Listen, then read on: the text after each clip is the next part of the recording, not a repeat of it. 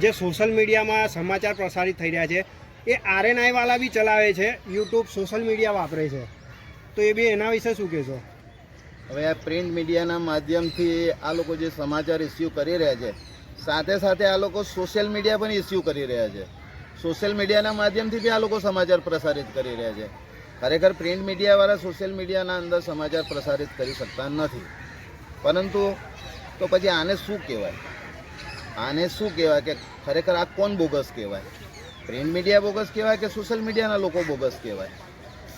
હું તો તમને ખાલી એટલું જ જણાવીશ કે જ્યારે પ્રધાનમંત્રી નરેન્દ્ર મોદીજીએ પણ સોશિયલ મીડિયાને વેગ વધુ આપ્યો છે અને આ એક પ્લેટફોર્મ બે બનાવ્યા છે, એક પ્રિન્ટ મીડિયાનું પ્લેટફોર્મ અને બીજું સોશિયલ મીડિયાનું પ્લેટફોર્મ. સોશિયલ મીડિયાના પ્લેટફોર્મના ઉપર દરેક સમાચાર સાચા જ હોય છે. કોઈ દેશ કોઈ પોતપોતાના સમાચારો પોતાના ઘરના બનાવતા નથી.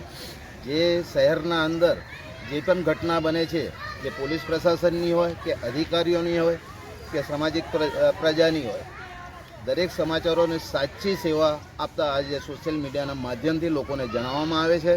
અને એ લોકોને ખરેખર તો સોશિયલ મીડિયાના માધ્યમથી જે રીતે સમાચાર પ્રસારિત થયા હોય છે એ બિલકુલ સાચા અને બિલકુલ સચોટ હોય છે.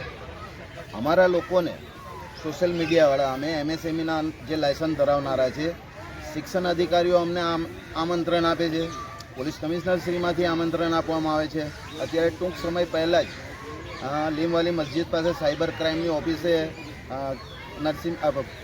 કમિશનર શ્રી નરસિંહા કોમર સાહેબે એક આમંત્રણ આપ્યું હતું, જે ગુસ્સી ટોકના કાયદા હેઠળ કે દરેક મિત્રોને જે પ્રિન્ટ મીડિયા હોય, ઇલેક્ટ્રોનિક મીડિયા હોય કે કોઈ પણ મીડિયા હોય, દરેકને આમંત્રણ આપવામાં આવ્યું હતું કે અમે એક કાયદો પસાર કરી રહ્યો છે. તે માટે પણ અમ લોકોને બોલાવવામાં આવ્યા હતા.